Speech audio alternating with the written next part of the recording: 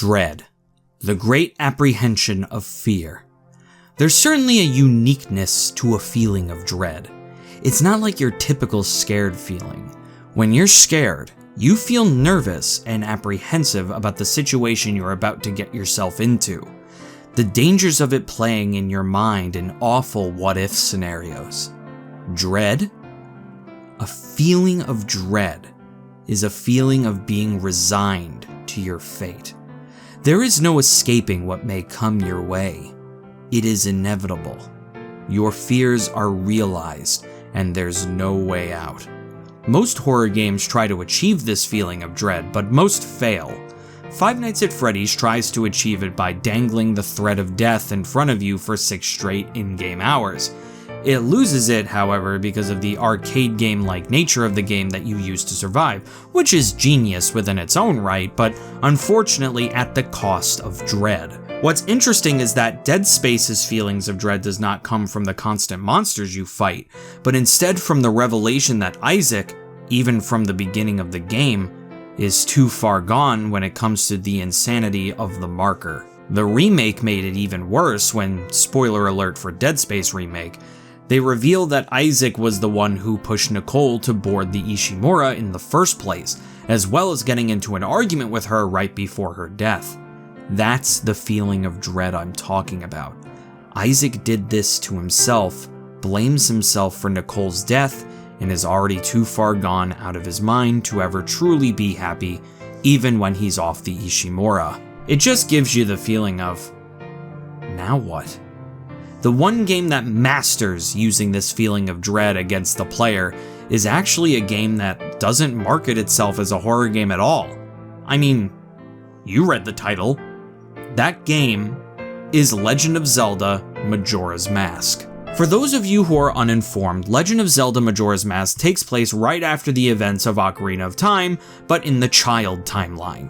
Link is seen riding around Hyrule on Epona looking for Navi, but Link ends up lost in the woods. He encounters Skull Kid, who takes all of Link's items as well as Epona. At this point, Link is turned into a Deku Scrub and is transported to an alternate universe of Hyrule, called Termina. Through some exploration through Termina, specifically the Clock Town, Link learns that the Skull Kid is using the Happy Mask Salesman's most powerful mask, Majora's Mask, to bring the moon down in 3 days. This will cause the end of the world. This threat is always there. You have a 3-day timer at the bottom of the screen at all times. You must complete the quest within these 3 days. Sure, you can go back to day 1, slow down time, and speed it up at will, but the bottom line is, that moon is always coming. The end of the world is inevitable unless you stop Skull Kid. There is no traveling outside of these days. You are resigned to your fate. The game will always remind you as well. Not only is it all the townspeople all over Termina are talking about, whether they're scared, angry, or in complete denial, it's the talk of the world. Not only that, but no matter where you go, the moon is always there, watching, reminding. It's so unbelievably dreadful in the best way possible. Not only that, but the side quests of this game ensure that you are helping these people with their bucket list items. For example, the wedding side quest. A woman's fiancé goes missing and she asks you to find them as they are about to marry in a few days. Link finds out that a witch turned the fiancé into a little boy, and he's been hiding from his problems this whole time. When Link finally convinces him to confront his fiancée, she says that she does not care and that she just wants to be with him no matter what. In the final hours, as the world is literally ending, love prevails as the earth ends. What a haunting sentence. Not only that, but as a reward you are given a mask, and then what does Link do? Well, any sane player would play the Song of Time to be sent back to day 1. Link erased everything that has happened. Everything the couple went through, their marriage, hell, the woman even knowing where her fiancé is. Gone. If Link doesn't do the side quest again, it never happens. God, the thought just gives me chills.